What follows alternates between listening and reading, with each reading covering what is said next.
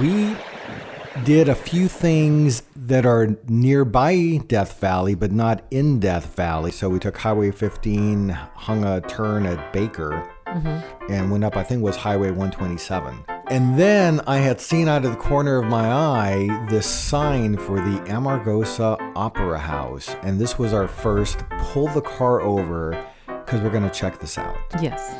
And I do remember after our first trip ever to Death Valley, I had done some reading about the area, and I read about this opera house, and it was just an interesting piece of arts history literally in the middle of nowhere. So you're like in the middle of history too, yeah. In the middle of the desert, and there's on our left side was the opera house. On the right-hand side, there was this building that had some memorabilia connected to the opera house. But interesting story. So in this area, literally in the middle of nowhere, years ago, there was this lady named Marta Becket, who was an actress, a dancer, just an all-around artist, who would end up performing for more than 4 decades at her own theater in this place.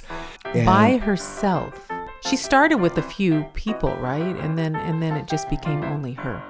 Yeah, I think a lot of it was just her, like a one-woman show type of thing. So the story is that in 1967, somewhere around that time, she and her husband were touring around the country, I think trying to put on shows here and there, and they ended up camping in Furnace Creek in Death Valley and happened to get a flat tire at the site of what would be the Amargosa Opera House. And as hubby was fixing the tire, she's taken a glance at this place and the light bulb struck her, and she was thinking, hey, I could make a theater for myself here, and this is where she would stay.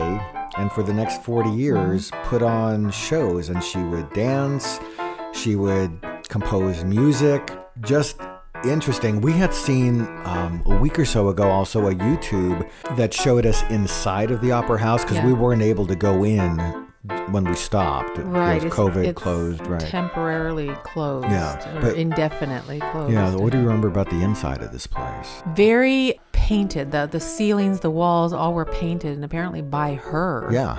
And it has quite a legend. People talked about the ghosts in the theater, but it was very lavish looking. It looked like she had a small stage, just a little small stage where she had put on several shows for the locals in the area. Yeah, and sometimes she would perform regardless of if there was an audience or not. Yeah. And on these murals on the wall, and they say it looks a little bit like the Globe Theatre in England, the Shakespearean theater, but she painted murals of people sitting in balcony seats, and that would be her inspiration to perform when nobody was there. So just an interesting piece of American arts history.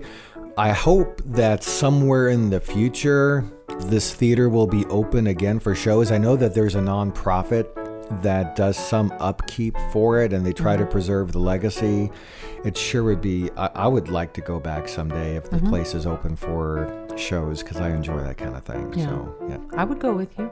If that kind of story is of interest to you, there's a book called To Dance on Sand, which presents the history of Marta Becket. And I think it's always neat when you're traveling in places that do have these unique histories to soak up some of that and know what happened before you ever got there as a tourist.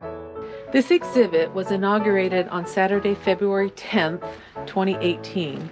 50 years to the day Marta Becket performed for the very first time on the Amargosa Opera House stage. And there she is in the